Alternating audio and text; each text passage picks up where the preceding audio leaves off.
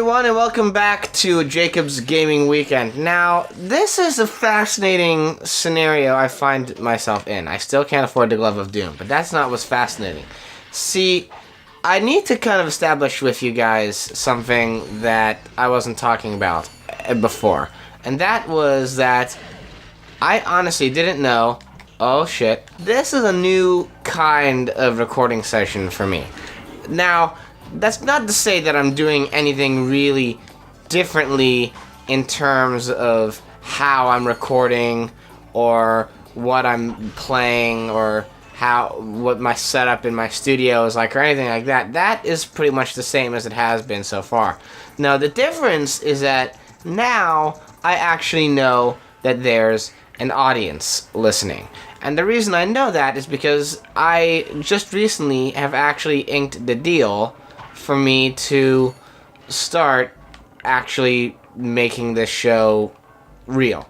Now, what does that mean? Well, so far, as I'm recording this, it's September 7th, so I think it's the Friday, it's like the day before these videos actually go out to the mass public. And the thing with me making this show has been, up until this point, I really wasn't sure if anyone was ever going to see these videos, because I was keeping this show completely secret. No one knew about it except for like a couple of people, and I was keeping those people to secrecy. I was telling them, look, I'm letting you know that I'm doing this show and I have this plan, but don't tell anyone about it. I don't want anyone to know. And the reason why I didn't want anyone to know is because after Season 4 of Fanfiction Drinking Games, which I've now put on the back burner, I kind of didn't want to be faced with being expected to deliver some entertainment to an audience or whatever the, pretentious art phrase would be. So I've, up to this point, really just been recording these episodes for the fun of it and, not really thinking about whether or not there's an audience listening, which isn't to say that I'm not having fun right now. I'm having lots of fun. But it was more a case of I'd never really considered about, like, what I was saying and who I was speaking to because I didn't know whether or not anyone was going to even be listening. I just didn't know. Whack. Let's see here. Let's survey the scene and see that there's a lot of robots. I kind of want to deal with the Blarg gunman first. So let's do that. There he goes. There you go. There. Oh. Uh-oh. Here comes Big Hand Magoo. There you go. Alright, let's shoot that.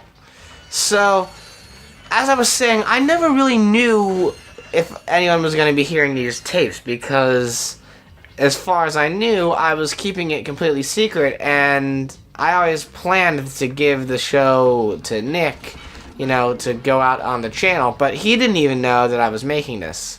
I just handed it to him with the first 8 episodes, which is to say the first 4 episodes of Sly and the first 4 episodes of Ratchet already edited and recorded and finished. And that's the first he was ever hearing of it. So I didn't know whether or not he would look at that and go like, no thanks, I want this to be really my thing, I don't want to get too, involved into the whole thing, which I would understand. Me and him, like, we're good friends and everything, but, we creatively have a tendency to butt heads a lot on things, and I would understand completely if he was sort of resistant to taking me on again for fear that then it would turn into that machine again. And I completely would understand that, and I find that rational and everything else. But, okay, the camera. That being said, so I didn't know whether or not he would say yes to this show or not. I'm glad he said yes. Oh, oops. I didn't even see you there, man. You blended into the trees so well. You're a good soldier. You've mastered the art of camouflage, I must say. That also said, though, I'm gonna keep hitting you guys from really far away. The farthest away I can go. That, you know, part of the reason why I think I love the blaster so much is because it kind of auto-aims. Like, if it gets an enemy in its sights, then it is going to, like, curve the bullets to be auto-directed towards them. And I love that. Like, the blaster would be so obnoxious if it was just, like, you know, precision aiming and all that other junk. Here, it's like, you want to hit him from that far away? You can. And not be too worried. Oh, gotta jump now. Alright, I just went the old-fashioned way. Sometimes you just, you know, you need an old-fashioned. What if something happens? What can happen to an old-fashioned? I have to now really, though, the thing about now knowing that there's an audience that's listening or watching or whatever an audience does is that I now need to kind of be more aware of when I'm saying nothing or when I'm complaining about saying nothing, because I can only imagine that that's entertaining. You know, like, it's probably really obnoxious for you guys to have to deal with that. Okay, now in normal situations I would just handle this guy with the Glove of Doom, but I don't. Okay, I didn't have I don't have it yet. I'm getting the ammo for it, but I don't have it yet. So I think I've got enough to afford it though now. So once we get finished with this part of the level, I'll be buying it like no one's business. I'm actually surprised at how I've been kind of struggling for bolts in this playthrough. Normally, I'm not that strapped for cash, but I seem to be now.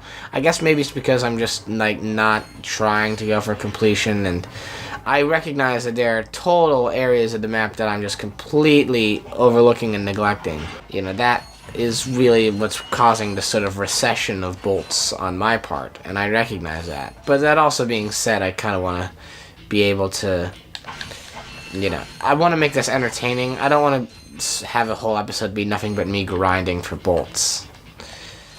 So don't expect that along the lines anytime soon. But still, I don't know.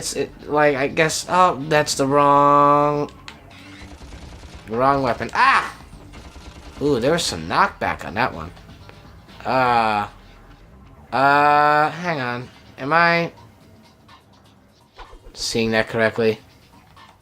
Is his partner there just continuously walking into him without a care in the world, as if there's nothing wrong with this scenario? What are you doing? Excuse you. What are you... Oh, hello, friend. I'm just going for a Sunday stroll. Stop! No!